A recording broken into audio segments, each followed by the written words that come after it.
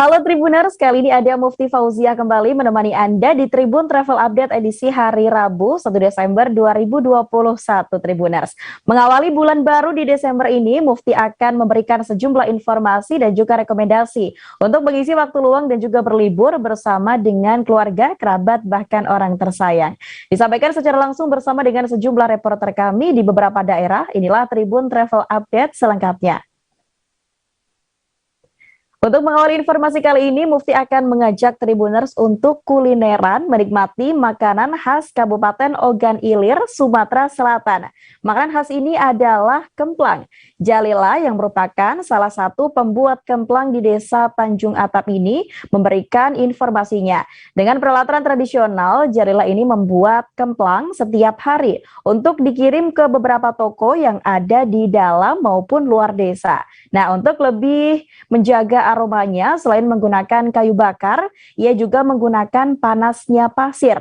Hal itu dilakukan guna meratakan panas ketika menyajikan kemplang ke dalam bungkus yang telah disiapkan.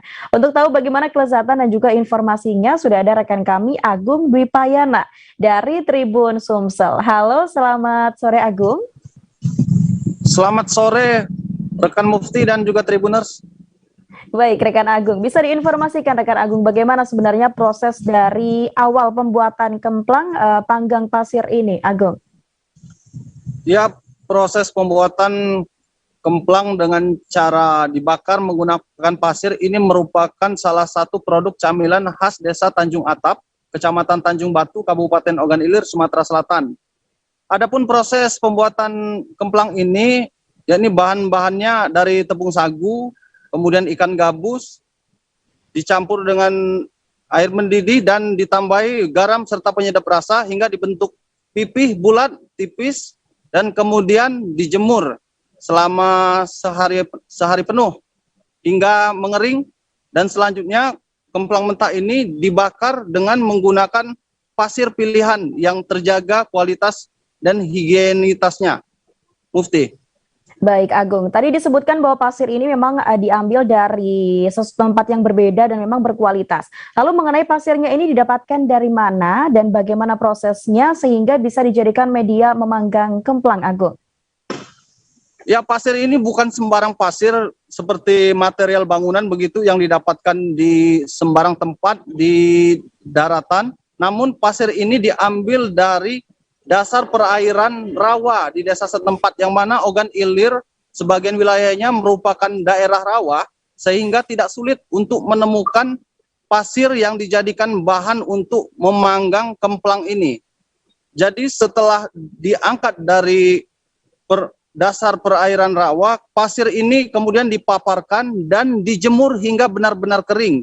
Kualitas tingkat kepanasan pasir ini sangat menentukan tingkat kematangan dari kemplang ini, sehingga saat pasir diangkat dari tempat asalnya kemudian diletakkan di tempat steril dengan suhu panas hingga agar bersih, agar terjaga kebersihannya, dan juga harus benar-benar dijemur hingga benar-benar panas hingga siap untuk memanggang kemplang.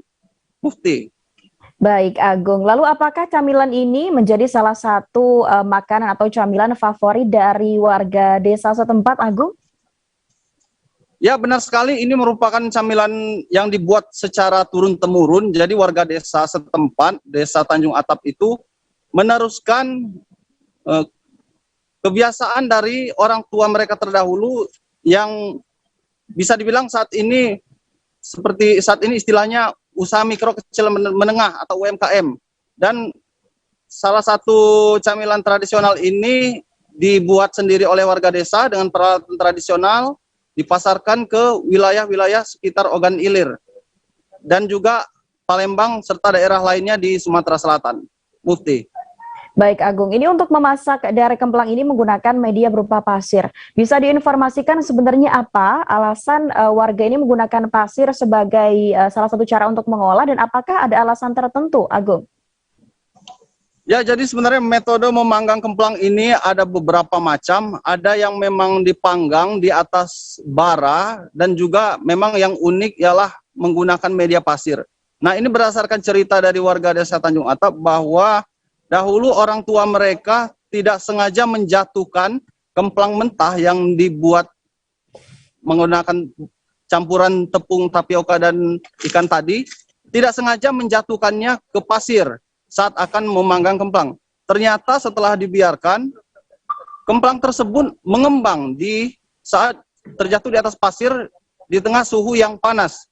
Sehingga dengan percobaan-percobaan warga desa setempat, warga desa Tanjung At lalu mencoba membuat kemplang panggang ini dipanggang di atas pasir dan akhirnya membuahkan hasilnya bagus dan dipertahankan hingga sekarang tradisi tersebut. Mufti. Baik. Baik Agung, lalu mungkin banyak juga Tribuners yang belum pernah menikmati makanan ini dan penasaran untuk rasanya. Bisa diceritakan Agung bagaimana tekstur dan juga rasa dari kemplang ini? Ya, teksturnya sendiri sama seperti kemplang pada umumnya. Jika makanan kemplang ini sangat populer ya dari Sumatera Selatan, dari Palembang, Ogan Ilir dan sekitarnya. Dan rasanya tidak jauh berbeda dan juga rasa dari ikan gabus itu sangat terasa, teksturnya tidak terlalu keras ya. Jadi sangat mudah untuk dikonsumsi dan juga aroma dari ikan itu sangat khas ketika kita mencoba mencium aromanya, apalagi begitu sesaat setelah dipanggang, Mufti. Baik Agung, terima kasih Agung atas informasi Anda dan Tribuners terkait dengan informasi kali ini kami juga sempat melakukan wawancara dengan Jalela yang merupakan pembuat kemplang panggang pasir. Berikut informasinya untuk Anda. Jadi itu 2000 keping. Setiap hari? Iya, kalau hari bagus, kalau hari tidak bagus berat. Iya, tak aja tuh bahasa diri. Pasirnya dapat dari mana, Bu? Dari laut. Dari laut. Sungai. Lah berapa tahun, Bu, manggang kemplang pasir? Dari anakku umur 3 bulan, Mbak Kori lah kelas 6. Jadi berapa pun itu?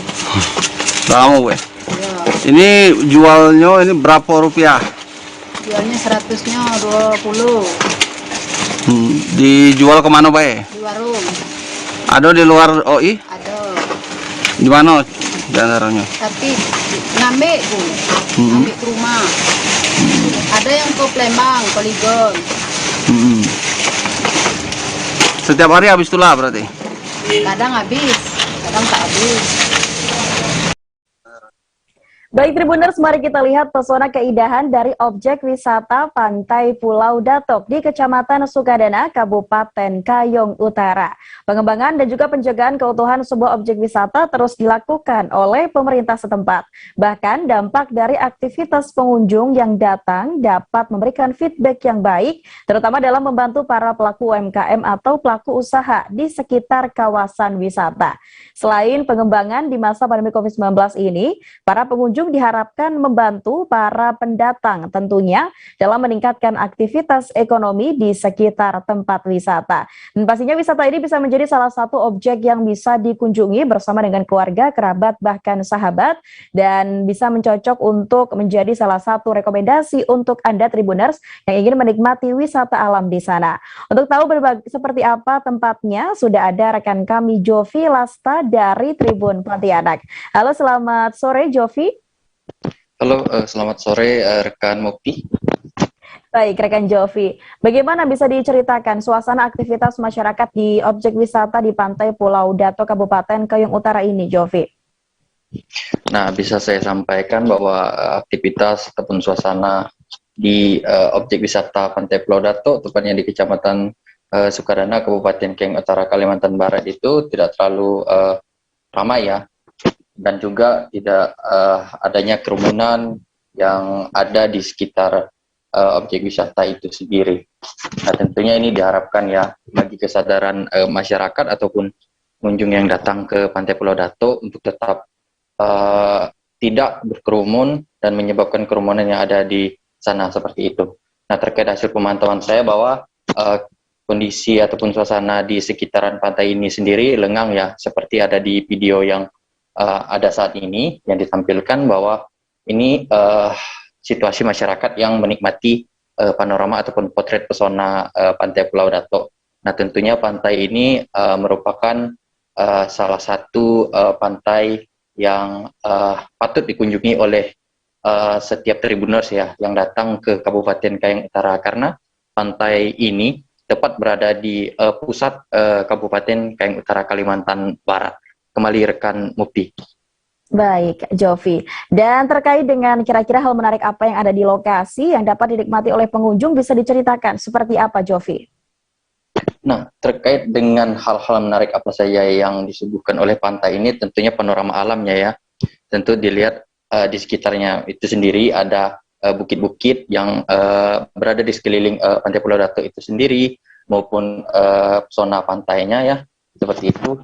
Nah, selain itu juga para UMKM ataupun pelaku usaha di sekitar pantai itu sendiri menyajikan ataupun menyiapkan tempat-tempat seperti untuk bersuah foto seperti itu ya. Nah, tentu dengan menampilkan panorama keindahan alam itu sendiri. Nah, selain itu juga ada di sekitar pantai itu sendiri ya, adanya penyewaan kendaraan mini seperti itu untuk anak-anak, bagi orang tua yang membawa anaknya untuk menikmati keindahan dari Pantai Pulau Datuk itu sendiri. Nah, selain itu juga tentunya ada tempat-tempat permainan ya, taman kanak-kanak seperti itu kepada anak-anak yang datang ataupun berkunjung dengan orang tuanya ke wilayah Pantai Pulau Datuk itu sendiri. Seperti itu rekan Mufti. Baik, rekan Jovi. Lalu mengingat sekarang masih dalam pandemi COVID-19 begitu, kira-kira apa saja tips bagi pengunjung ketika ingin berwisata di lokasi-lokasi wisata di sana, Jovi? Nah, mengingat situasi pandemi COVID-19 ini ya, tentunya setiap masyarakat yang datang berkunjung ke tempat-tempat wisata maupun pengunjung ya yang datang ke Pantai Pulau Datuk ini sendiri, tentunya diharapkan untuk mengedepankan disiplin protokol kesehatan seperti tetap menggunakan masker dan juga mencuci tangan, karena di setiap tempat-tempat UMKM ataupun pelaku usaha di sekitaran Pantai Pulau Datuk itu sendiri juga telah menyiapkan tempat untuk cuci tangan ya. Tentunya ini diharapkan agar tidak terjadi gelombang pandemi COVID-19 yang ketiga, terutama di wilayah Kabupaten Kayong Utara, Provinsi Kalimantan Barat. Nah, tentunya kesadaran masyarakat